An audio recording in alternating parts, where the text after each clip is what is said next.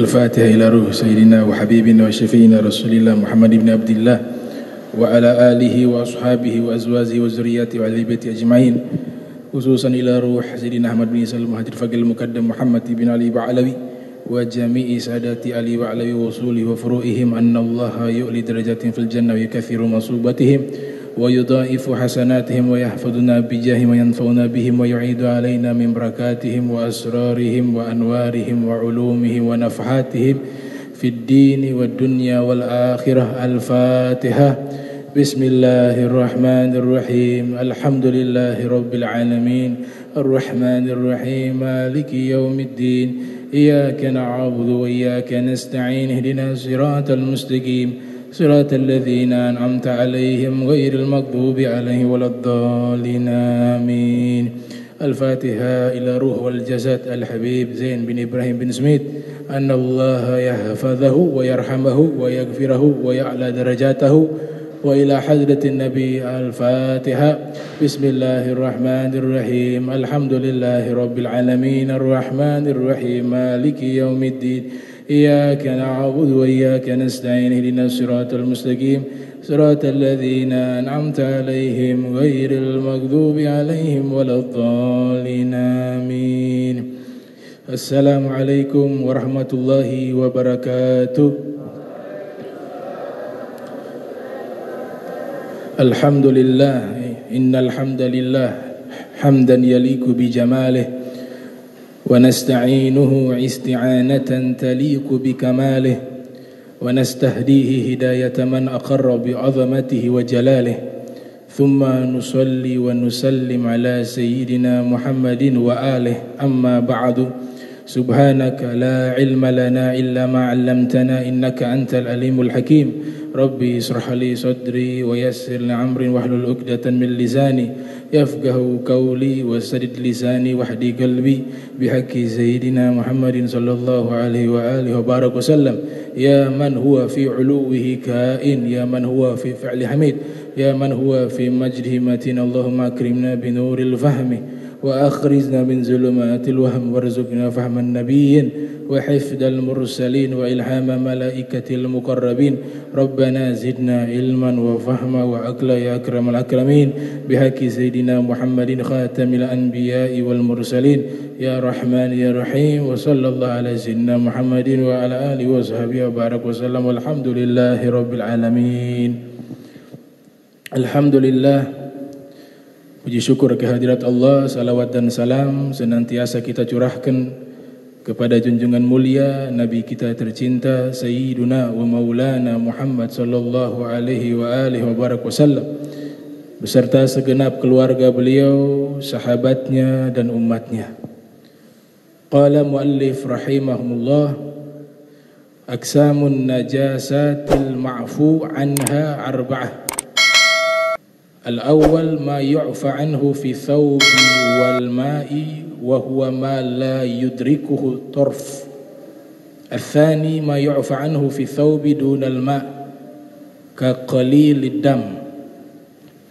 Al-thalis ma yu'fa anhu fil ma' duna thawbi al-maytatu allati la dama laha sa'ilun kadhubabin wa namal. Ar-rabi' ma la yu'fa anhu mutlaqa baqiyatun najasat. Kita sampai ke pembahasan jenis-jenis najis yang dimaafkan. Ma'fu itu ada 4. Maksudnya apabila kita terkena najis yang ma'fu, walaupun ada najis tersebut itu dimaafkan, sholat kita sah, menggunakan air juga yang terkena najis itu juga disahkan. Walaupun dia statusnya najis tetap, tapi ma'fu yang dikasih toleransi, dimaafkan. Yang pertama, ma yu'fa anhu fi thawbi wal ma'i wa huwa ma la yudrikuhu tarf, yaitu najis yang dimaafkan apabila ada najis yang terkena thawb pakaian kita atau terkena air. Kalau pakaian berkenaan dengan sahnya solat, syurutus solat, syurutus sihhati solat, minha at-taharatu minan najasat. Di antara syarat sahnya solat harus terbebas dari najis. Fi saubi wa badani wal makani, di pakaian yang ia pakai, fi saubi wal badani, dan di tubuhnya, wal makan, dan di tempat ia solat. Jika dia interaksi langsung dengan najis, maka itu membahayakan solatnya. Nah, najis yang pertama ini dimaafkan, wa huwa ma la yudrikuhu tarf. Itu najisnya tidak kelihatan oleh mata. Contoh, buang air kecil, ada percikan-percikan kencing najis, al-baul. Tapi percikan ini begitu kecil sehingga tidak kelihatan, padahal ada. Nah, itu ulama ahli fikih menamakan dengan an-najasatu ma'nawiyah, najis ma'nawi. Ada an-najasatu hissiyah, najis yang konkret yang bisa dilihat oleh indera. Jadi seperti juga ada hewan bangke. Bangke kan yang suci hanya 3, manusia, belalang, ikan. Selain daripada itu, apabila mati namanya bangke. Sudah dijelaskan di pertemuan lalu. Nah, karena hewan ini begitu kecil, tidak kelihatan, maka dimaafkan. Ma'fu. Jadi segala najis yang tidak dilihat oleh indera mata kita, itu dinamakan najasatul ma'nawiyah, dan status hukumnya dimaafkan karena sulit untuk diketahui. Itu. Yang kedua, ma yu'fa anhu fi thawbi dunal ma' ka qalilid dam. Najis yang dimaafkan apabila ada najis yang terkena baju, najisnya seperti terkena darah. Darah hukumnya najis. Tapi dia kena pakaian kita, darah tersebut, atau darah itu ada di tubuh kita, jerawat lagi sholat, tahu-tahu keluar darah, atau bisul dan sebagainya. Nah, hukum sebenarnya darah najis, tapi ketika saat itu dimaafkan.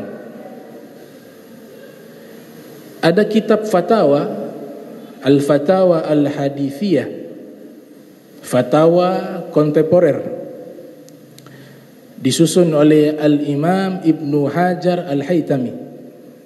Nah, beliau bilang darah tersebut dimaafkan jika tidak terlalu besar melebihi ukuran koin yang sedang. Koin yang sedang. Koin ada yang besar, ada yang sedang. Kalau dia melebihi itu, maka tidak dimaafkan darah tersebut. Tapi kalau kurang dari itu, dimaafkan. Jika mengenai pakaian, atau ada di tubuh kita, atau ada di tempat sujud kita. Sejadah misalnya ada bekas darah, tapi kecil, tidak melebihi ukuran koin dan sudah mengering dia. Ya. Kalaupun dia basah, kalau sedikit seperti itu dimaafkan. Kurang dari ukuran koin yang sedang. Namun darah ini tidak dimaafkan jika kena air untuk kita gunakan wudu atau mandi janabah, nggak bisa. Dia hanya dimaafkan ketika terkena pakaian tubuh kita atau tempat kita sujud atau tempat kita sholat. Itu. Yang ketiga, ma yu'fa anhu fil ma duna thawbi al-maitatul lati la dama laha sa'ilun kadzubabin wa namal. Kalau yang ketiga terbalik, dia dimaafkan hanya di air saja. Tapi kalau di pakaian, di tubuh kita tidak dimaafkan. Apa itu? Bangkai hewan yang tidak memiliki darah, seperti cicak, seperti lalat, seperti laba-laba, seperti semut, itu tidak memiliki darah. Ketika dia mati, bangkai. Nah, kalau ada di tubuh kita hewan-hewan tersebut, walaupun dia serangga kecil, tapi dia sudah mati, maka najis yang seperti ini tidak dimaafkan ketika orang itu terkena di pakaian, badan, atau di tempat sholatnya. Makanya ketika ada di sejadah, misalnya kita lihat ada bangkai semut, itu harus dibersihkan terlebih dahulu, karena dia tidak dimaafkan di 3 tempat tersebut: pakaian, badan, dan tempat sholat. Namun dia dimaafkan di air. Kita ambil air, walaupun air itu air sedikit, sudah ada bangkai di situ, bangkai apa, semut, sudah ada cicak mati di situ. Kita angkat, bersihkan airnya, walaupun kurang dari 2 kula, itu masih bisa dimaafkan dan digunakan air tersebut, selama dia tidak berubah airnya. Tapi kalau semutnya banyak sampai merubah warna airnya, maka tidak dimaafkan. Karena air sedikit itu ketika kejatuhan najis, dia tidak perlu melihat, hukum dasarnya tidak perlu melihat lagi dia warnanya berubah atau tidak. Selama air sedikit kejatuhan bangkai atau najis, dia menjadi air mutanajis yang tidak bisa digunakan bersuci. Berbeda dengan air banyak, harus melihat dari 3 aspek tadi. Berubah tidak warnanya, rasanya berubah tidak, baunya berubah apa tidak, itu. Namun dalam perkara najis hewan-hewan yang tidak memiliki darah, itu dimaafkan dengan syarat bukan kita yang menyebabkan bangkai itu jatuh ke air. Ada cicak dilempar, mati cicak, jatuh ke dalam kolam air, airnya air sedikit, maka ini tidak dimaafkan. Dia tetap tidak boleh digunakan air tersebut. Jadi dia matinya sendiri, bukan karena sebab kita. Yang keempat, mutlak najisnya tidak dimaafkan. Yang keempat, najisnya tidak dimaafkan, yaitu baqiyatun najasat. Seluruh najis-najis yang lain itu tidak dimaafkan, selain yang dijelaskan oleh muallif. An-najasatul lati tathhar bil istihalat. Kemudian masuk di bab baru, ada najis-najis yang awalnya dia najis, tapi dia menjadi suci dengan perubahan kimiawi secara alamiah atau menggunakan zat. Di sini ada khilaf. Kalau mazhab Hambali yang kami kutip di dalam kitab Fiqh 4 Mazhab, Al-Fiqhu ala Madzahibil Arba, karya Syekh Abdurrahman Al-Jaziri, dalam satu pendapat dari mazhab Hambali, kalau mau menyebut mazhab harus tanpa ta di belakang Hambali, gak boleh mazhab Hambaliyah, itu keliru. Atau mazhab Syafi'iyah, itu juga keliru. Mazhab Hanafiyah, itu juga keliru. Mazhab Malikiyah, itu juga keliru secara bahasa dan secara istilah di dalam fikih. Yang benar adalah mazhab, kalau disebut mazhab, al-mazhabu asy-Syafi'i, al-mazhabu Maliki, al-mazhabu Hanafi, al-mazhabu Hambali. Tapi kalau ulama harus pakai ta, al-ulama Syafi'iyah, bukan al-ulama Syafi'i. Al-ulama Syafi'iyah, al-ulama Malikiyah, al-ulama Hanafiyah, al-ulama Hambaliyah. Gitu. Nah, di dalam mazhab Hambali ada satu qaul mengatakan, walaupun benda itu najis secara zat, tapi ketika dia diproses secara kimiawi dan menjadi zat yang lain yang tidak ada mudarat daripada benda tersebut, maka dia mengikuti hukum perubahannya, bukan hukum awalnya. Hukum perubahannya bukan hukum awalnya. Ada gaul dari mazhab Hambali. Mazhab Hambali menyatakan demikian dalam satu qaulnya. Contoh misalnya ada obat dibuat dari lemak babi misalnya. Tapi kalau diproses, tahu-tahu dia jadi obat yang mujarrab. Ucapannya qaul al-Hambali, mazhab Hambali, sebagian ulamanya mengatakan hukumnya suci. Karena dia berubah sudah istihalat, dalam istilahnya istihalat. Tapi mazhab Syafi'i menolak itu. Menolak selain daripada 3. Khamar berubah jadi cuka, suci. Bangke, kulit bangke yang disamak, yang tadinya bangke menjadi suci. Atau ulat yang muncul dari bangke, itu menjadi suci. Selain daripada itu tidak boleh. Mazhab Syafi'i. Mazhab Syafi'i mengatakan demikian. Mazhab Hambali, benda yang najis sekalipun jika berubah menjadi zat yang suci, menjadi obat, dan sudah diteliti bahwa ini memiliki manfaat dan tidak ada mudarat, maka dia menjadi suci. Jadi istilah yang digunakan namanya al-istihalat di dalam kitab-kitab fikih.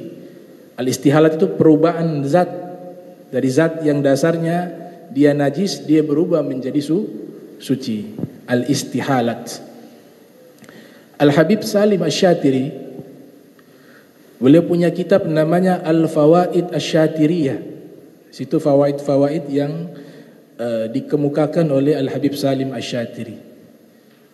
Beliau memberikan satu rumusan, kalau kita ingin mencari tahu daging itu adalah bangkai atau bukan bangkai, itu mudah.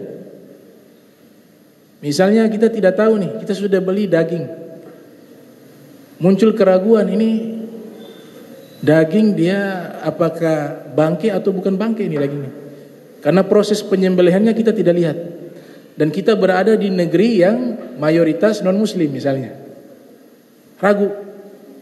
Maka ada satu cara yang diajarkan oleh Habib Salim Asy-Syatiri untuk mengetahui ini dagingnya dia bangkai atau tidak bangkai. Caranya apa? Dicelupkan ke dalam air. Kita taruh ember kecil, kita ambil sepotong saja daging tersebut, kita masukkan ke dalam ember, kemudian nuqi'ah. Nuqi'ah artinya dicelupkan sampai ke dasar. Kemudian kita angkat tangan kita tunggu beberapa saat. Kalau daging tersebut tidak mengapung, naik ke atas mengapung, maka dia bukan bangkai. Tapi kalau kita menunggu sesaat, tahu-tahu dia sudah mengapung, itu bangkai. Makanya ikan di lautan, kita bisa melihat ikan yang matinya sudah lama, itu dia mengapung. Ikan yang masih segar di dasar walaupun sudah mati. Itu para fuqaha, mereka buat eksperimen, uji coba dengan semua teori-teori fikih. Itu. Nah, ikan yang mengapung disebut dengan as-samak at-tofi. As-samak at-tofi. Bukan as-samak topi, bukan. As-samak tofi artinya ikan yang mengapung. Mazhab Hanafi mengatakan haram. Mazhab Hanafi mengatakan haram mengkonsumsi ikan yang jika diletakkan di air atau kita dapatnya di lautan, dia sudah mengapung. Mazhab Syafi'i menolak, mengatakan tetap halal karena ada hadis dari Nabi yang menyatakan fil bahri tuhur ma'uhu al-hillu maitatuhu. Di lautan itu airnya suci dan mensucikan dan seluruh bangkainya halal. Sabda Rasul SAW. Kalau Hanafi haram. Bangkai yang mengapung. Ikan semuanya halal menurut mazhab Syafi'i. Ada satu ikan namanya ikan babi. Khinzirul ma'. Di sini ulama berbeda pendapat. Dalam mazhab Syafi'i semua ikan halal, mazhab Maliki diam. Ditanya ikan khinzirul ma' ini status hukumnya bagaimana? Diam, tidak ada jawaban. Tawakuf. Kalau mazhab yang lain selain Syafi'i haram. Nah, khinzirul ma' itu apa? Ini juga jadi polemik di antara para ulama terdahulu dan ulama kontemporer. Sebagian mengatakan lumba-lumba. Khinzirul ma itu ikan yang namanya lumba-lumba. Ada yang berpendapat paus yang hitam putih, paus pembunuh. Namanya apa? Orca. Dia kan pembunuh. Kalau paus yang satunya lagi halal. Karena diceritakan para sahabat ketika melakukan ekspansi, kelaparan mereka di pinggir lautan ada ikan paus sudah mati terdampar di pinggiran pantai. Kemudian para sahabat ini ada dua kelompok berpendapat. Satu kelompok mengatakan kita makan ini halal. Kelompok kedua enggak, ini haram. Ini bangke ini. Akhirnya sudah yang makan mereka makan, yang tidak makan mereka tidak makan. Mereka menganggap itu haram. Ketika tiba di kota Madinatul Munawwarah, mereka laporkan peristiwa ini kepada Rasulullah. Kemudian Nabi SAW menjawab, itu adalah rizki yang Allah keluarkan untuk kalian. Masih ada sisa, kata Nabi. Dalam satu riwayat masih ada sisa dikasih kepada Rasulullah, Rasulullah makan. Riwayat yang lain sudah selesai, sudah habis. Itu disebutkan di dalam kitab Rawaihul Bayan fi Tafsir Ayatil Ahkam karya Dr. Syekh Ali As-Sobuni. Gitu. Nah, sebagian ulama lagi mengatakan khinzirul ma itu seperti anjing laut. Nah, seperti itu. Ada jenis hewan yang mirip seperti itu. Kalau anjing laut itu ada khilaf. Ada khilaf. Ada teori yang mengatakan seluruh hewan yang mirip dengan hewan yang haram di daratan itu haram di lautan.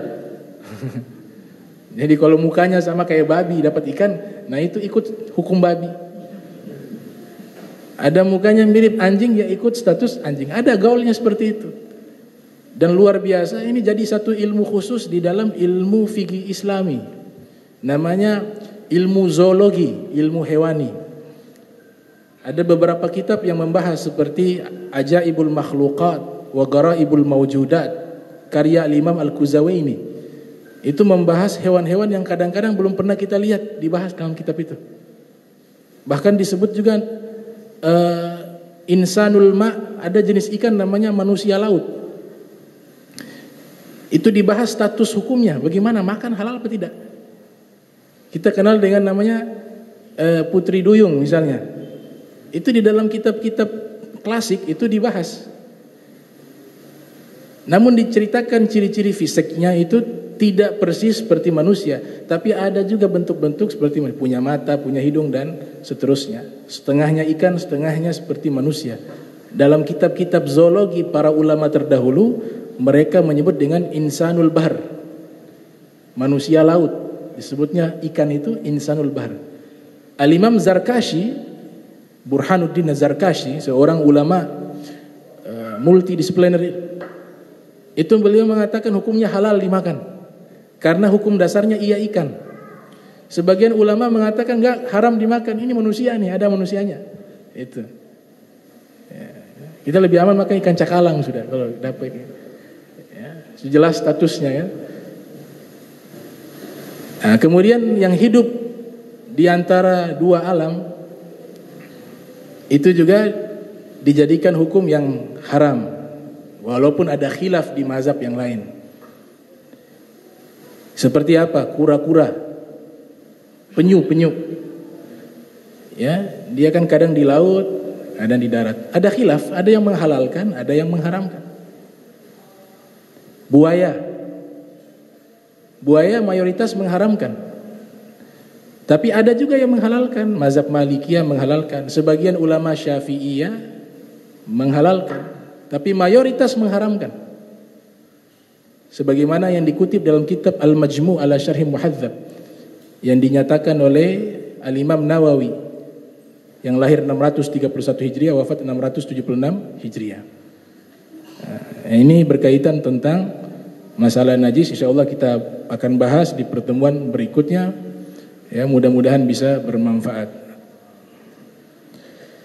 Bismillahirrahmanirrahim. Alhamdulillahirabbil alamin. Allahumma shalli wa sallim ala sayidina Muhammadin.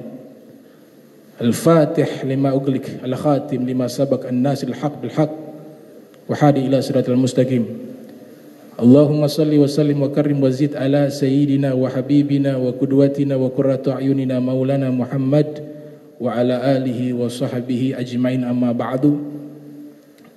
Alhamdulillah, puji syukur kehadirat Allah Subhanahu wa taala yang dimana di malam hari ini kita kembali berkumpul di Masjid Al-Amin yang dirahmati Allah Subhanahu wa taala.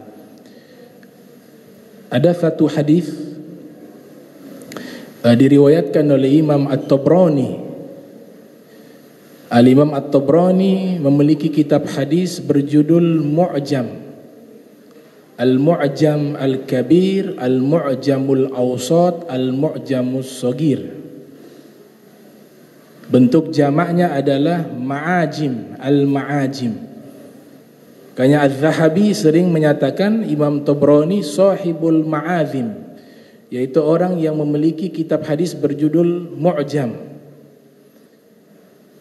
Di dalam terminologi ilmu hadis, Al-Mu'jam ini artinya adalah kitabul hadis al-murattab ala tartibi suyukh, yaitu satu kitab hadis yang disusun secara sistematis berdasarkan urutan abjad huruf-huruf dari para gurunya Imam Tabrani. Nah, Mu'jam, Al-Mu'jamul Kabir itu paling banyaknya hadis mauquf, ucapan-ucapan sahabat. Kemudian Al-Mu'jamul Awsat sudah ada perbandingan antara sabda Nabi dengan ucapan sahabat. Ada Al-Mu'jamus Shagir, itu juga lebih banyak kepada hadis marfu, dinisbatkan kepada Nabi Muhammad sallallahu alaihi wasallam. Beliau riwayatkan hadis-hadis yang beliau tulis dalam kitab Mu'jam itu beliau mendapatkan susah payah. Ar-Rahal, Az-Zahabi mengatakan Ar-Rahal, beliau sering berpindah-pindah negara untuk mencari hadis Rasul. Pergi ke Mesir, pergi ke Khurasan, pergi ke Al-Haramain, Makkah, Madinah, keliling beliau, lintas negara hanya untuk mengumpulkan hadis Rasulullah sallallahu alaihi wasallam. Dan beliau Al-Imam At-Tabrani nama aslinya adalah Ahmad bin Sulaiman. Usianya 100 tahun. Beliau wafat usia 100 tahun. Lahir pada tahun 260 Hijriah, wafat 360 Hijriah. Ya, hampir 100 tahun beliau. Nah, beliau meriwayatkan hadis Rasul sallallahu alaihi wasallam bersabda, "Man masya fi hajati akhi kana khairan lahu min i'tikaf 10 sinin." Siapa orang yang membantu, dia berjalan dengan tujuan membantu saudaranya yang kesulitan, maka baginya itu pahalanya lebih baik daripada i'tikaf di masjid selama 10 tahun. I'tikaf di masjid 10 tahun. Lebih baik amalan seperti itu. Di dalam riwayat yang lainnya disebutkan oleh Al-Imam Abu Zakaria Yahya bin Syarafuddin An-Nawawi yang lahir 631 Hijriah, wafat 676 Hijriah, dalam kitab Al-Arba'in An-Nawawiyah, Rasul sallallahu alaihi wasallam bersabda, "Man farraja 'anil muslimin kurbatan farrajallahu anhu biha kurbatan min kurabi yaumil qiyamah." Siapa yang melepaskan kesulitan seorang muslim dari satu masalah, maka Allah akan lepaskan dia daripada masalah-masalah, kesulitan-kesulitan di hari kiamat. Kata Rasul sallallahu alaihi wasallam. Satu saja, menggunakan nakiro, kurbatan, satu kesulitan saja. Dia bantu orang untuk terlepas dari satu kesulitan tersebut, Allah akan bantu dia dari kesulitan-kesulitan di hari kiamat. Bagaimana kalau lebih dari satu kesulitan dia bantu orang? Di dalam riwayat yang lainnya disebutkan oleh Al-Imam Ahmad ibn Hanbal dalam Musnad yang lahir tahun 164 Hijriah, wafat 241 Hijriah, dari sahabat bernama Al-Barra bin Azib mengatakan, marra Rasul sallallahu alaihi wasallam fi tariq biqaumin julus. Nabi sallallahu alaihi wasallam pernah melewati satu jalan, ternyata mendapati banyak sekelompok kaum sedang duduk di pinggiran jalan, lagi berkumpul di pinggiran jalan. Kemudian Nabi sallallahu alaihi wasallam mengatakan, in kuntum la budda fa'ilin fahdau sabila waruddus salama wa agithul mazluma. Nabi katakan, kalau memang kalian punya kebiasaan suka duduk di pinggir jalan, maka kalian harus berikan 3 hak, kata Nabi. Yang pertama, kalau ada orang bertanya kepada kalian tentang alamat, ingin meminta petunjuk jalan, maka haknya daripada mereka itu kalian harus tunjukkan jalan tersebut. Di dalam hadis riwayat Imam Turmuzi dalam sunannya, yang lahir pada tahun 209 Hijriah, wafat 279 Hijriah, juga disebutkan oleh Syekh Yasin Al-Fadani dalam kitabnya fi kitab Al-Arba'in Al-Buldaniyah. Rasul sallallahu alaihi wasallam bersabda, man manaha manihata labanin aw warikin aw hada zuqaqa kana lahu mithlu itqi raqabah. Siapa yang memberikan hadiah kepada seseorang, hadiah tersebut berupa susu. Di dalam syarah daripada kitab Sunan Tirmidzi dikatakan diberikan hewan ternak, kambing atau sapi, sehingga bisa menghasilkan susu dan memberikan manfaat kepada orang yang kita berikan. Atau dia berikan perak, yaitu uang. Karena zaman sekarang adalah alat untuk transaksi adalah uang. Di zaman dulu dinar dan dirham. Atau dia memberikan petunjuk kepada orang yang bertanya alamat, dia memberikan petunjuk jalan. Kata Nabi, ini pahalanya seperti memerdekakan seorang budak, kata Rasul. Pahalanya besar. Ada petunjuk maknawi, ada yang hisia, ada yang konkret, yaitu kita memberikan petunjuk jalan. Tapi yang ada pahalanya lebih hebat daripada itu, Nabi katakan mendapatkan unta merah, memberikan petunjuk kepada seseorang kepada kebaikan, itu lebih besar pahalanya. Rasul mengatakan kepada Imam Ali bin Abi Thalib, ya Ali, li an yahdiyallahu bika rajulan khairun laka min humurin na'am. Wahai Imam Ali, apabila Allah memberikan petunjuk kepada satu orang dengan sebabmu, maka itu pahalanya lebih baik daripada unta merah. Al-Imam Nawawi dalam syarah Muslim mengatakan, unta merah adalah kendaraan yang paling mewah di zaman Nabi. Pahalanya seperti itu, kata Imam Nawawi rahimahumullah. Yang kedua, ruddus salam. Dalam kitab Al-Adhkar An-Nawawiyah dijelaskan, orang yang lewat itulah yang memberikan salam. Dia punya adab, yang lewat yang memberikan salam. Kemudian yang duduk itulah yang menjawab salam, ruddus salam. Ada masalah yang penting berkaitan tentang salam. Jika ada orang menitipkan kepada kita salam, tolong sampaikan salam saya kepada fulan ibn fulan, maka wajib kita harus sampaikan. Cara menyampaikannya adalah ketika kita sudah ketemu orang yang kita dititipkan salam, jangan kita mengatakan ini salam dari fulan, kemudian kita yang misalnya yang dapat salam tersebut kita mengatakan waalaikumsalam.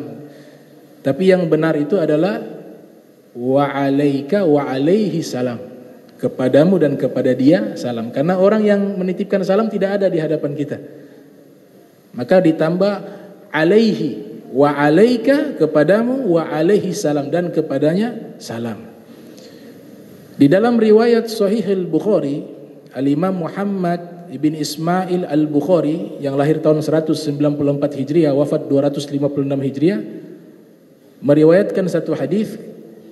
Ketika Nabi tiba di kota Madinatul Munawwarah, ada seseorang bertanya kepada Nabi, su'ila Rasul sallallahu alaihi wasallam, ayyu islami khairun, amalan yang baik di dalam agama Islam itu seperti apa wahai Rasulullah? Kemudian Nabi bersabda, tut'imut ta'am, yaitu kau berikan makan. Bahasa kiasan yaitu banyak berinfak dan bersedekah. Dan yang kedua, wa taqra'us salam ala man arafta wa ala man lam ta'rif. Engkau ucapkan salam kepada orang yang engkau kenal dan orang yang tidak engkau kenal. Selama dia muslim, maka disunnahkan kita mengucapkan salam. Wafsus salam bainakum, kata Nabi, sebarkanlah salam di antara kalian. Salam secara lisan dan perbuatan. Al-muslimu man salimal muslimuna min lisanih wa yadih, kata Nabi, orang muslim adalah orang yang dia menyelamatkan orang-orang muslim lainnya dari kejahatan lidah dan tangannya, kata Rasul sallallahu alaihi wasallam. Kemudian yang ketiga, agithul mazlum, kata Nabi, kalau kalian memang terdesak harus duduk di pinggir jalan, jika lihat ada orang terzolimi, kalian harus membantunya, kata Nabi. Atau ada orang yang membutuhkan bantuan, kalian melihat, kalian harus menolongnya, kata Rasul sallallahu alaihi wasallam. Begitu pentingnya ini ighatsatul mazlum, sehingga ada ulama mengarang kitab tentang masalah tersebut berjudul Ighatsatul Mazlum, karya Syekh Abdul Fattah. Rasul sallallahu alaihi wasallam bersabda, az-zulmu zulumatun yaumal qiyamah. Perbuatan zalim itu adalah kegelapan-kegelapan di hari kiamat, kata Nabi kita Muhammad sallallahu alaihi wasallam. Jadi orang-orang yang suka menolong orang lain itu dia dicintai oleh Allah Subhanahu wa taala. Kita ingin dekat dengan Allah, kita harus menolong orang lain. Nabi katakan dalam hadis yang diriwayatkan oleh Imam Muslim dalam sahihnya, wallahu fi auni 'abdi ma kana al-'abdu fi auni akhihi. Dan Allah senantiasa menolong seorang hamba selama hamba itu menolong saudaranya. Kata saudara di sini dijelaskan oleh Imam Ali bin Abi Thalib dalam kitab Nahjul Balaghah. Secara global saudara itu ada 3. Yang pertama, saudara fil agarib, dari famili kita, senasab, sedara. Ini yang diprioritaskan pertama kali. Tartib ini Allah yang ajarkan. Yang kedua, saudara seiman, seagama, Islam. Yang ketiga, saudara semanusia.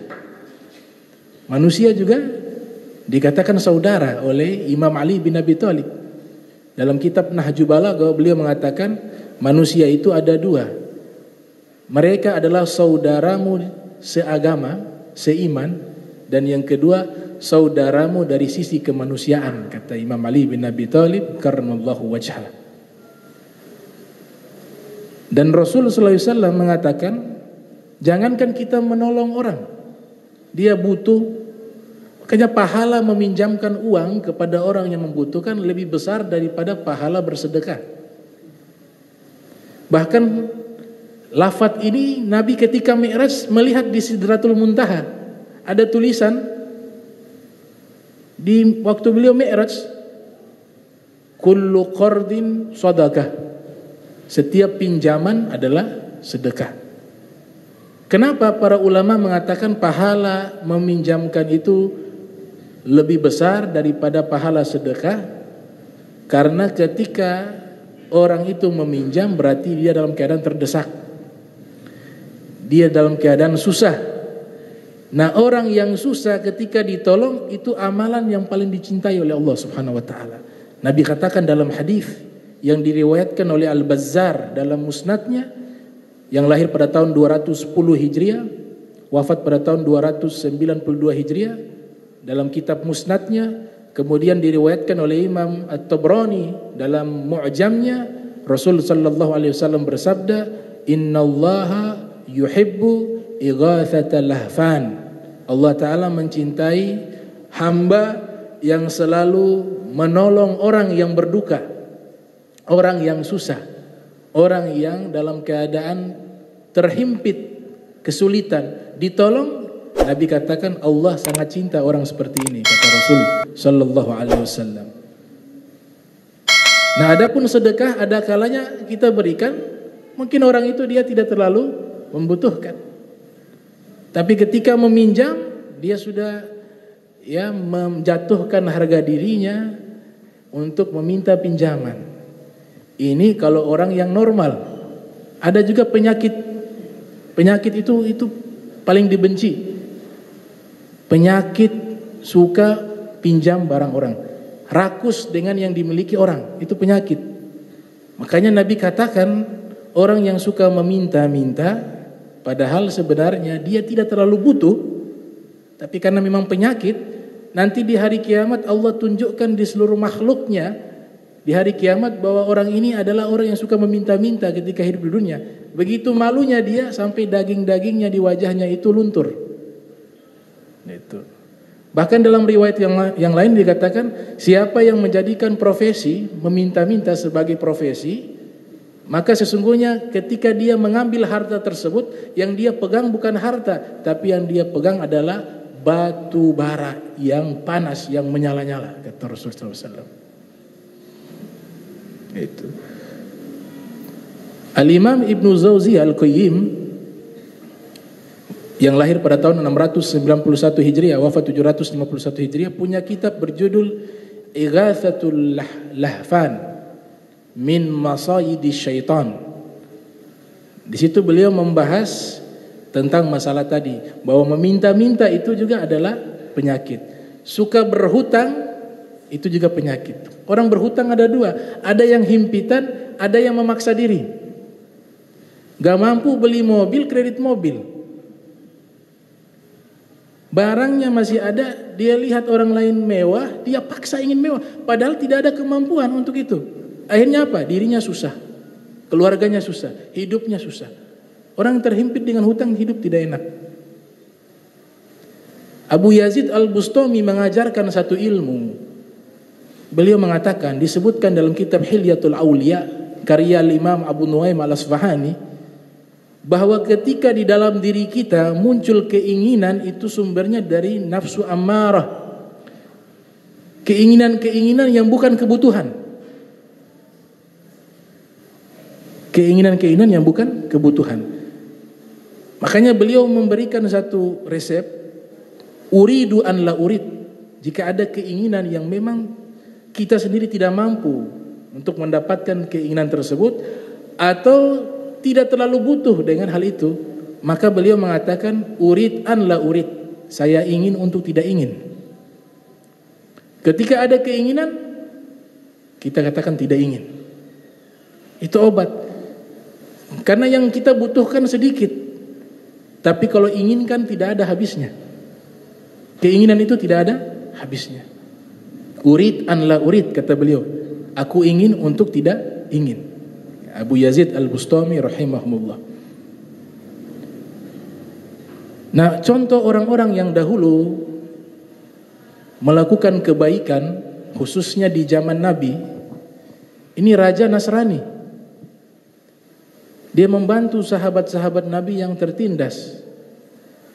Namanya Raja Najasyi.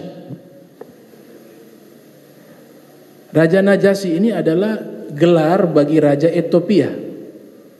Disebutkan dalam kitab Tajul Arus min Jawahiril Qamus karya Syekh As-Sayyid Muhammad Murtada Az-Zabidi.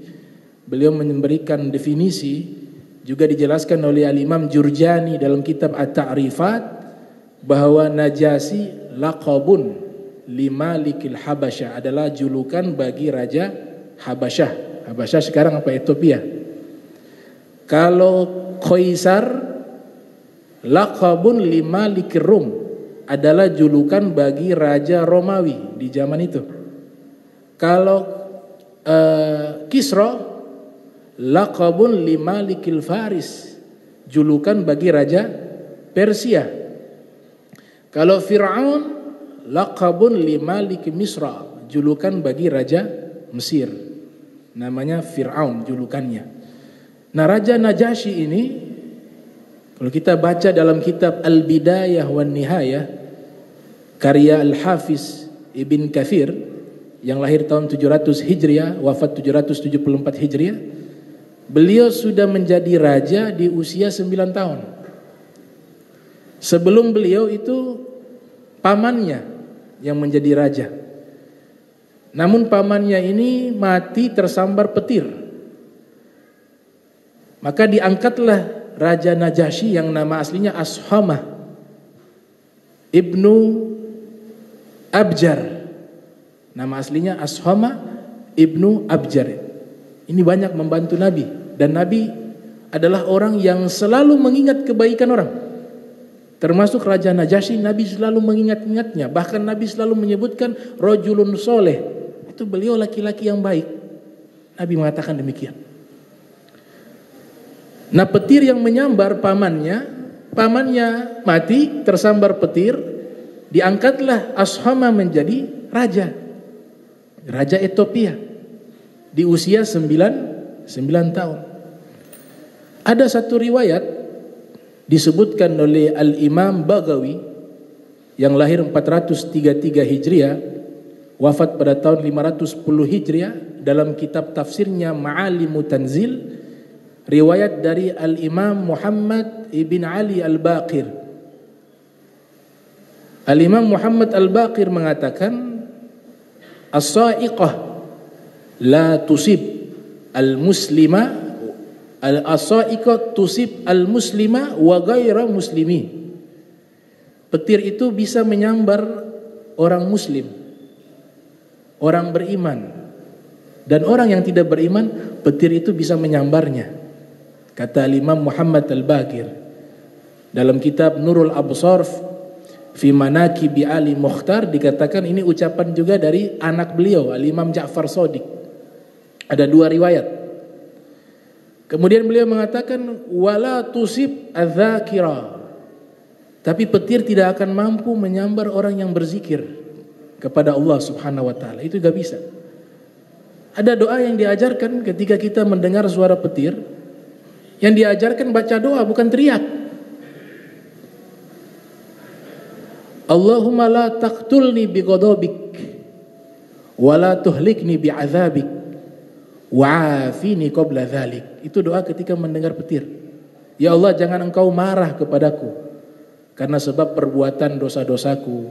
Jangan kau binasakan aku karena dengan sebab perbuatan dosa-dosaku, dan ampunilah aku setelah itu atau sebelum itu, qabla zalik, sebelum itu.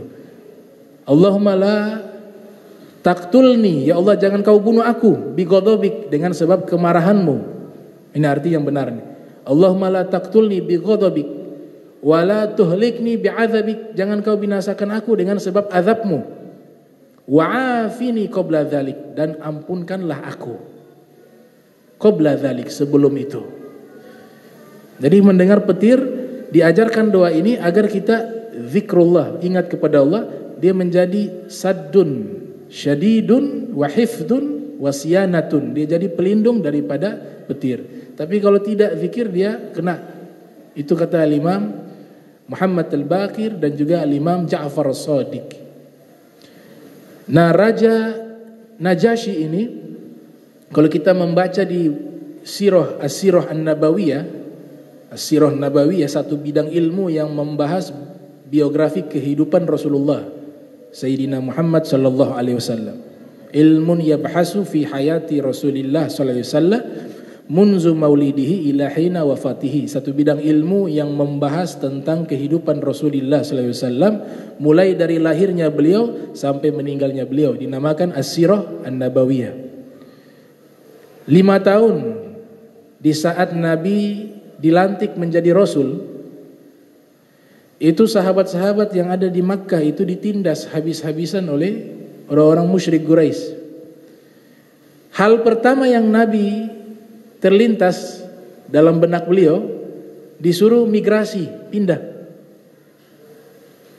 Tempat yang Nabi pilih apa? Habasyah, Ethiopia.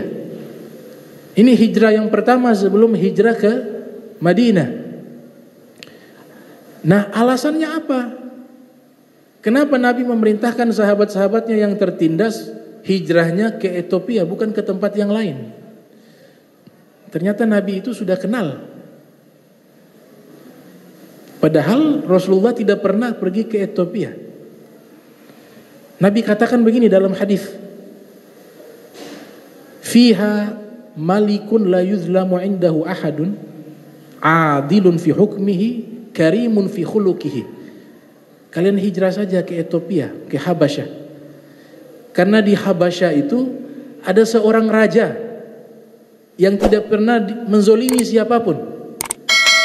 Dan raja ini raja yang adil jika menetapkan hukum, dan raja ini adalah raja yang memiliki akhlak yang mulia, kata Nabi Muhammad SAW. Nasrani, Raja Najasyi, Ashama. Dan ini sosok pemimpin yang Nabi gambarkan, Raja Najasyi ini, dia punya kasih sayang kepada rakyatnya luar biasa. Sayang sama rakyatnya, sayang kepada orang-orang yang tertindas. Ada satu hadis yang diriwayatkan oleh Imam Muslim dari istri beliau, Sayyidatuna Aisyah. Nabi berdoa, Allahumma man waliya min amri ummati syai'a fashaqqa alaihim fashkuk alaih, wa man waliya min amri ummati syai'an farafaqa bihim farfuk bihi. Ya Allah, jika ada orang yang diberikan kekuasaan dan dia mengurus urusan umatku, namun dia mempersulit mereka, maka sulitkanlah dia ya Allah, kata Nabi. Dan siapa yang menjadi pemimpin yang mengurusi perkara umatku, kemudian dia belas kasih kepada umatku, maka belas kasihlah kepadanya ya Allah. Itu doanya Nabi Muhammad SAW bagi siapa yang memimpin umatnya. Nah, Raja Najasyi termasuk bagian kedua dari doa tersebut, sangat belas kasih kepada rakyatnya. Disuruh berangkat, luar biasa. Thamanuna rajulan gairal nisa wal atfal, 80 orang laki-laki berangkat, selain wanita dan anak-anak di bawah. Itu perjalanan yang panjang, berbulan-bulan di zaman itu ke Afrika. Kemudian mereka tidak kenal tuh di Afrika, orang-orang kerabatnya tidak ada, sahabat mereka tidak ada.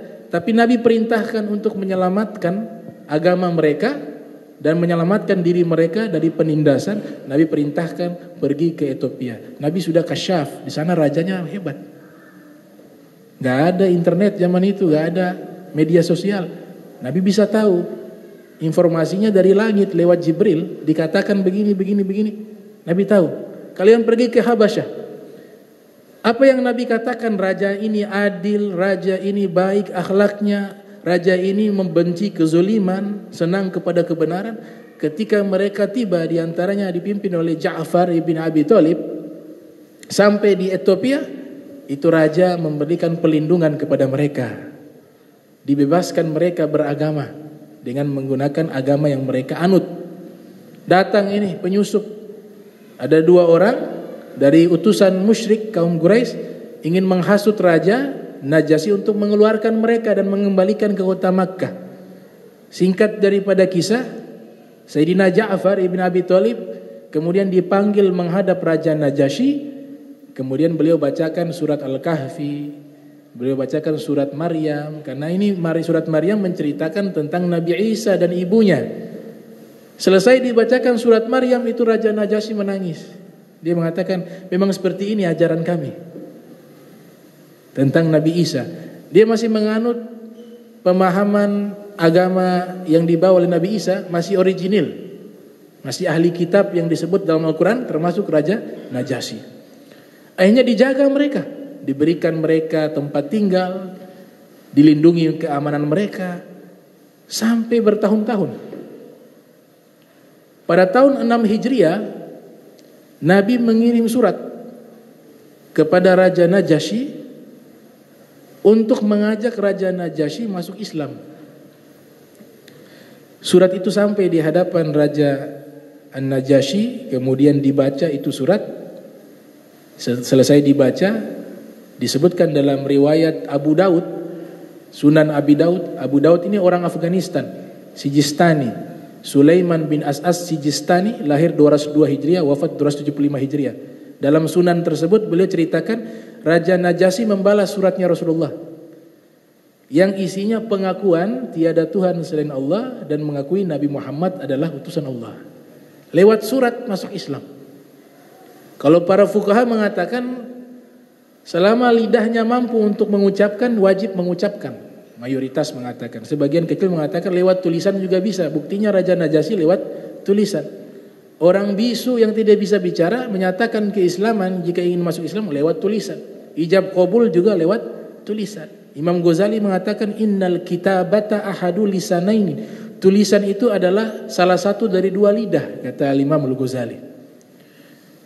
Nabi terima surat Raja Najasyi, Nabi bahagia. Sudah didoakan Raja Najasyi.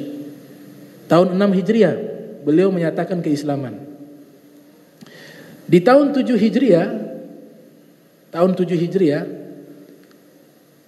waktu 5 tahun setelah Nabi diangkat menjadi Rasul, 5 tahun setelah kenabian, itu kan hijrah ke Habasyah, 80 orang, juga dengan wanita-wanita mereka.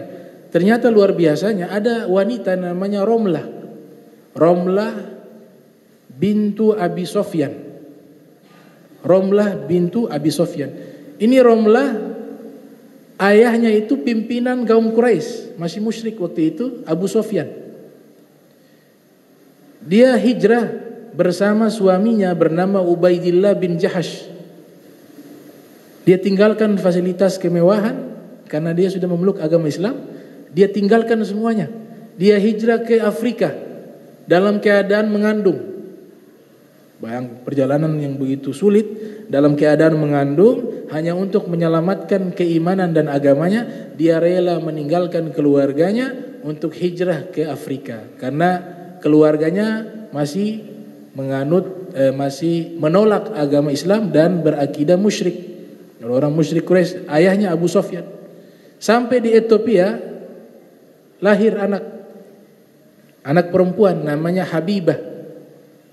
Nah, julukannya Ummu Habibah. Ummu Habibah itu Romlah bintu Abi Sofyan. Suaminya meninggal di Afrika. Dia seorang diri di Afrika. Suaminya meninggal.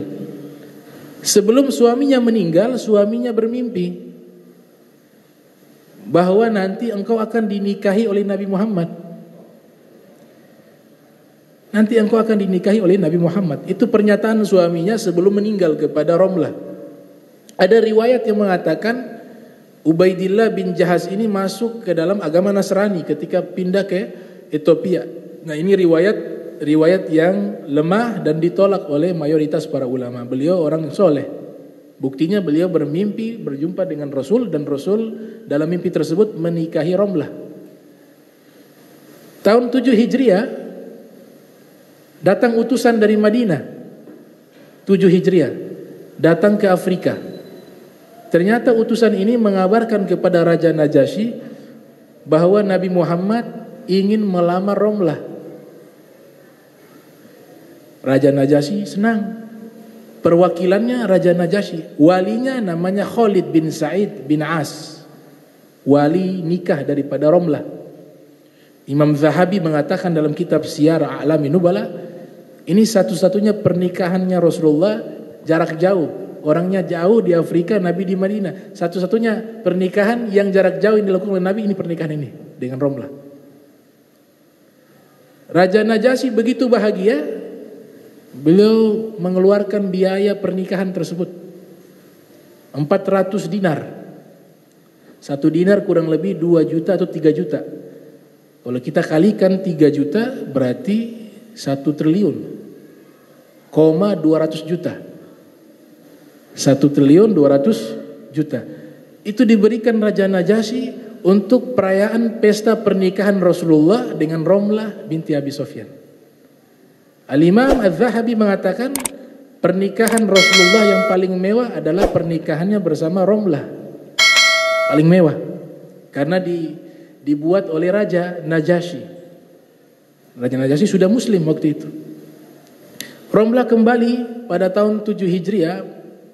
Di tahun yang sama kembali diperintahkan oleh Najasyi pulang ke Makkah. Tapi beliau mengatakan mau ketemu suami karena sudah menikah dengan Rasulullah. Maka beliau hijrah ke Madinah. Sampai ke Madinah tinggal bersama Nabi sampai Nabi Muhammad wafat. dan Romlah wafat pada tahun 44 Hijriah. Gitu. Termasuk Ummul Mukminin, ibunya orang-orang beriman. Jadi istrinya Nabi tatkala Nabi Muhammad SAW meninggal ada berapa? Ada 9. Waktu Nabi meninggalkan 9 istri. Antis in niswatin wafatul Mustafa khuirna fakhtarna nabiyal muktafa Aisyatun wa Hafsatun wa Sauda Sofiyatun Maimunatun wa Romlah Hindun wa Zainabun kadza Zuwairiyah lil mu'minina ummuhatun mardiyah. Itu dalam Aqidatul Awam disebutkan ada 9 istri Nabi tatkala Nabi wafat, meninggalkan 9 istri. Mereka ditawarkan duniawi oleh Nabi. Waktu itu mereka protes ke Rasulullah, katanya uang belanjanya kurang. Protes. Jadi kalau kita diprotes itu biasa, Rasulullah pernah diprotes. Ini kurang ini. Mereka demonstrasi. Ini istri-istri sepakat. Sudah kita demo sedikit kepada Nabi biar nambah sedikit lah. Ya, kemewahan-kemewahan duniawi. Kemudian ketika Nabi menghadapi mereka, Nabi bijak. Nabi katakan sudah begini, kalau kalian mau pilih saya, ya tetap jadi istri saya. Tapi kalau kalian mau duniawi, saya talak kalian, selesai. Ternyata semuanya memilih Rasulullah. Khuyirna fakhtarna Nabiyal Mustafa. Sama seperti Ibnu Hajar Al-Haytami. Imam Romli kaya, Ibnu Hajar miskin. Dua-dua ulama besar. Istrinya Ibnu Hajar Al-Haytami mau mandi air panas, Al-Hammam. Ternyata sudah di-booking oleh istrinya Imam Romli. Di-booking. Gak bisa dia mandi. Dia tanya kenapa, siapa yang booking? Istrinya Imam Romli. Istrinya Ibnu Hajar Al-Haytami mengatakan, lah sama-sama ulama, kenapa suami saya fagar, yang ini kaya. Pulang biasa, perempuan tidak langsung diungkapkan, ya kan? Tapi ditunjukkan dengan ekspresi, muka asam, dia itu teh dia taruh gula, tapi kalau muka asam tuh minum jadi manis, jadi pahit. Akhirnya Imam Ibnu Hajar perhatikan ini ada apa ini? Tanya, wahai istriku ada apa? Coba ceritakan. Dalam ilmu psikologi, kalau mau tahu jawaban asli wanita harus tanya lebih dari 3 kali. Biasanya kalau pertanyaan pertama, terhadap apa? Iya kan? Tapi terhadap apa? Begitu. Tapi marah. Tanya kedua kali, tidak ada apa-apa. Ulang lagi, ada apa? Baru dijawab. Begini, tadi saya mau mandi di pemandian air panas. Itu sudah di-booking sama istrinya Imam Romli. Mereka enak istrinya itu, hidup enak, kaya Imam Romli. Padahal kan kalian berdua sama-sama ulama besar. Tapi kenapa yang enak dia? Tidak saya. Itu protesnya istrinya Imam Ibnu Hajar Al-Haytami. Kata Ibnu Hajar Al-Haytami, oh baik, kau mau seperti dia, hidup seperti istrinya Imam Romli. Baik, mari ikut saya. Dibawa di satu sumur di dekat rumahnya. Kemudian Ibnu Hajar Al-Haytami menimba air pakai timba, diangkat itu bukan air tapi isinya emas. Ini kalau kau mau ambil ini, diambil itu. Tapi engkau ambil ini, kita berdua pisah. Pilihannya hanya 2. Pilihannya hanya 2. Kalau mau tetap bersama saya, ya ikut hidup saya kayak begini. Tapi kalau engkau mau ini harta duniawi, kau ambil silakan, tapi kita berpisah. Akhirnya dibilang saya pilih Ibnu Hajar Al-Haytami. Itu di zaman Ibnu Hajar Al-Haytami.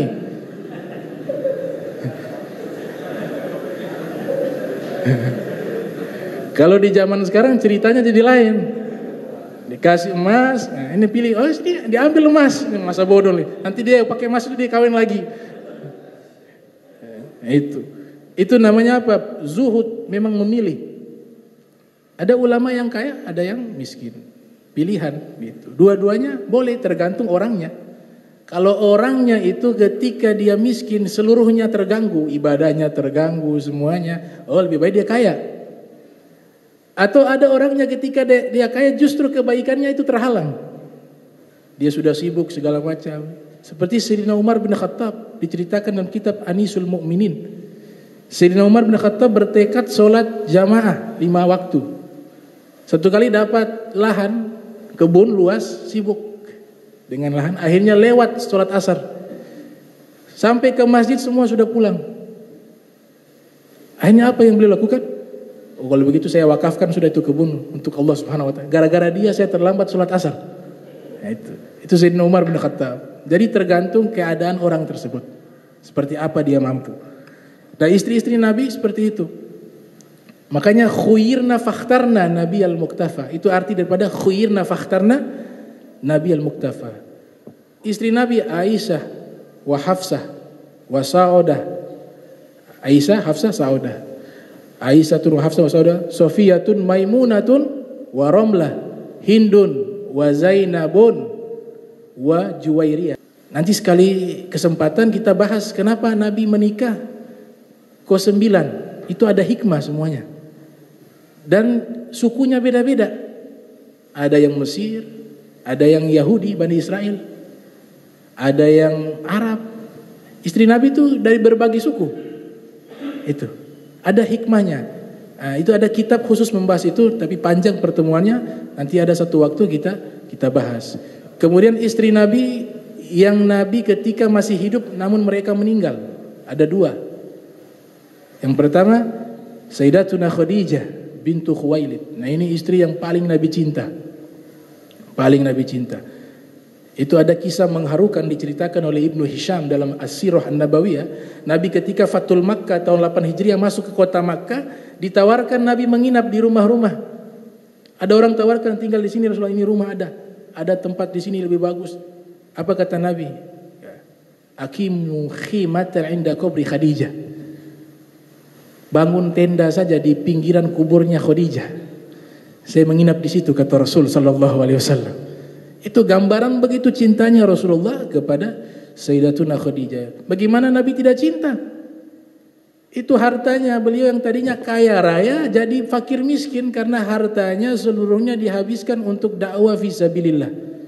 Sampai dikatakan kepada putri beliau Sayyidatuna Fatimah Zahra, sampaikan kepada ayahmu jikalau memang sudah habis hartaku untuk membantu dakwah ini, kalau saya meninggal dunia, ini tulang-tulang saya silakan dijual untuk dakwah, saya ridho.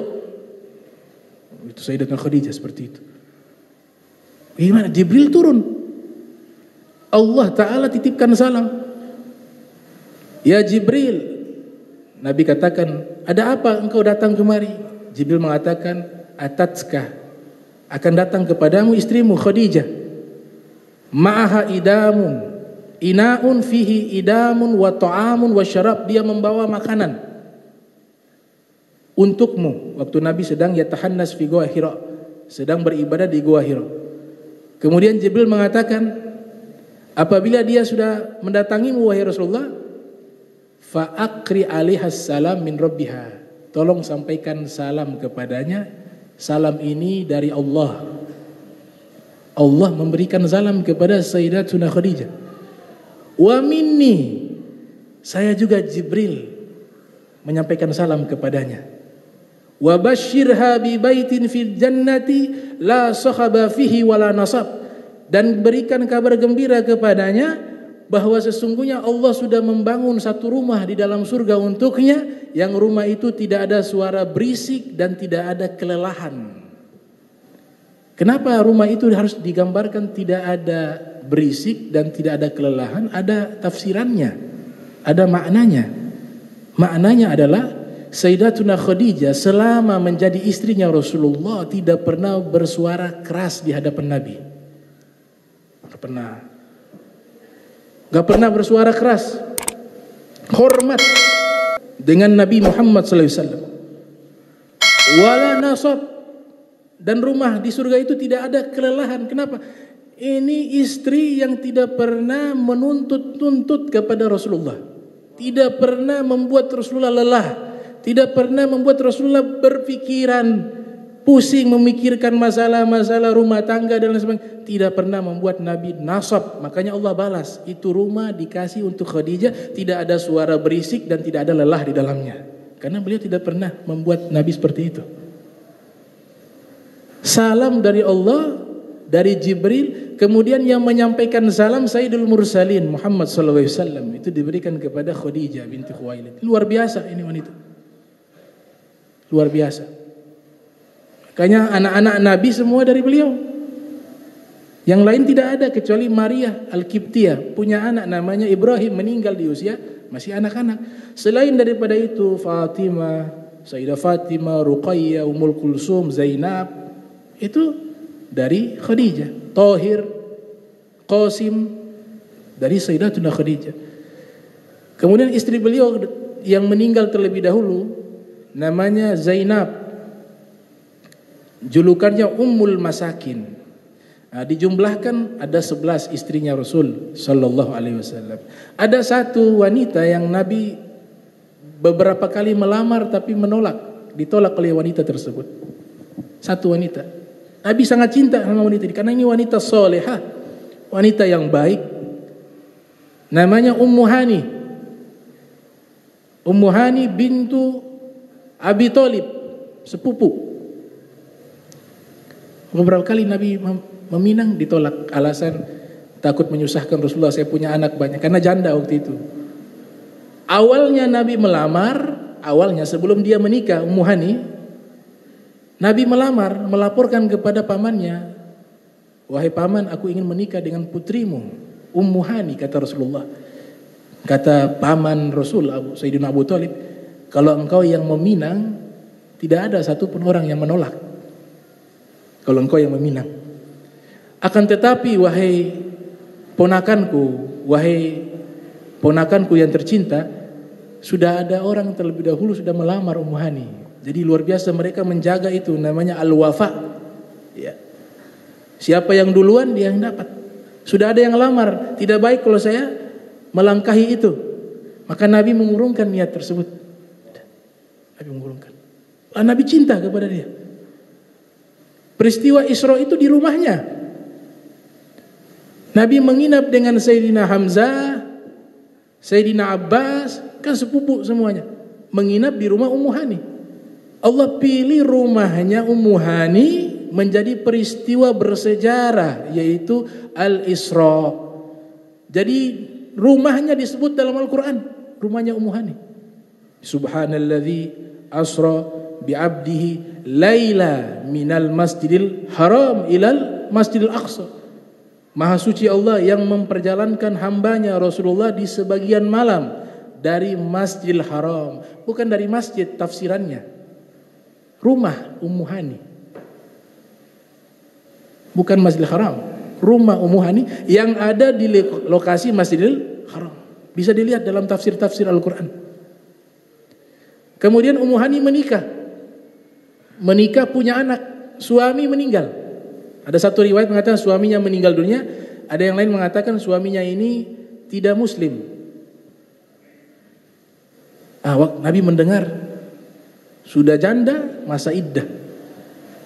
Selesai masa iddah, Nabi lamar Ummu Hani. Ummu Hani menolak juga. Alasannya apa?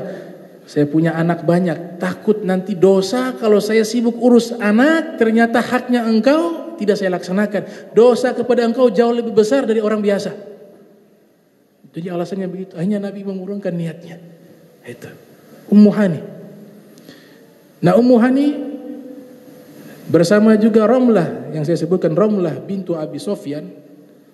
Itu Ramlah setelah tinggal di Madinah bersama Rasulullah SAW sampai Nabi meninggal. Kemudian Ramlah meninggal tahun 44 Hijriah. Poin yang paling penting adalah Raja Najasyi. Bagaimana dia berbuat baik kepada Nabi Muhammad padahal tidak pernah bertemu dengan Nabi Muhammad. Apa yang dibalas oleh Nabi Muhammad? Tentu balasan yang luar biasa. Hal jazaul ihsan illal ihsan. Tahun 9 Hijriah Raja Najasyi ini wafat. 9 Hijriah. Tepatnya di bulan Rajab.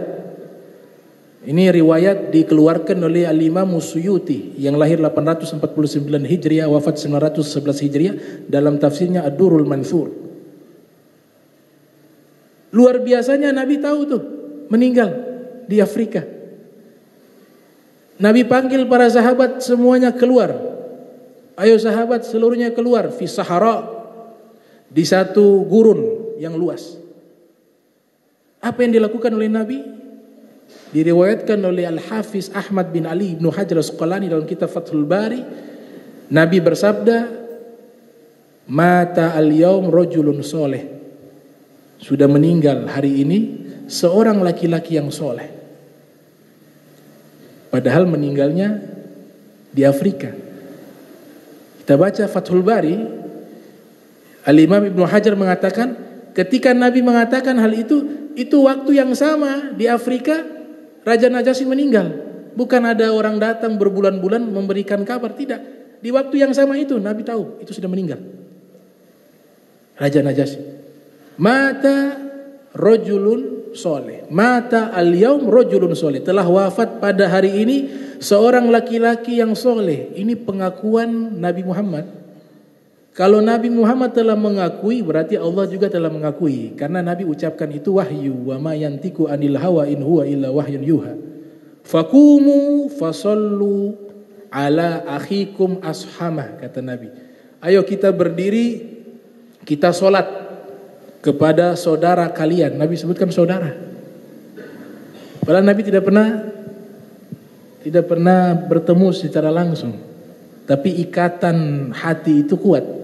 Makanya pepatah mengatakan, Imam Mawardi dalam kitab Adabud Dunya Waddin, cinta itu mendekatkan sesuatu yang jauh, benci itu menjauhkan sesuatu yang dekat. Jauh tapi karena cinta terasa dekat. Nabi sholatkan sholat goib. Ini sholat goib yang pertama ini. Sebelumnya tidak pernah Rasulullah melakukan sholat goib. Sholat goib pertama itu Nabi lakukan kepada Raja Najasyi. Selesai sholat goib, Nabi doakan dia, dan Nabi nyatakan bahwa dia tempatnya di surga. Wa huwa min ahlil jannah. Nah, ini buah dari apa? Dari berbuat baik. Karena Raja Najasyi orang yang berbuat baik, maka Allah Ta'ala mengantarkan dia meninggal dalam keadaan baik. Padahal awalnya bukan beragama Islam, beragama Nasrani. Maka banyak-banyaklah kita berbuat baik selama kita hidup. Nanti buahnya kita petik ketika kita sudah meninggal dunia. Manzara hasad. Pepatah mengatakan siapa yang menanam kebaikan, maka dia akan memanen kebaikan tersebut. Siapa yang menanam keburukan, maka nanti dia akan memanen keburukan tersebut. Bismillahirrahmanirrahim. Alhamdulillahirabbil alamin. Allahumma salli wa sallim ala sayidina Muhammad wa sayyidina Muhammad. Allahumma jam'ana hadza jam'a marhuma wa tafarraqana min ba'di tafarraqa ma'zuma wa la tajal minna wa la minna syaqiyya wa la mahruma. Allahumma nadhhir qulubana 'an ta'alluqi biman dunak waj'alna min qaumin tuhibbuhum yuhibbunak. Subhanaka bihamdika asyhadu an la ilaha illa anta astaghfiruka wa atubu ilaih. Wa sallallahu alaihi wasallam Muhammadin wa ala alihi wa sahbihi wa barik wa sallam wa la minkum. Wassalamu alaikum warahmatullahi wabarakatuh.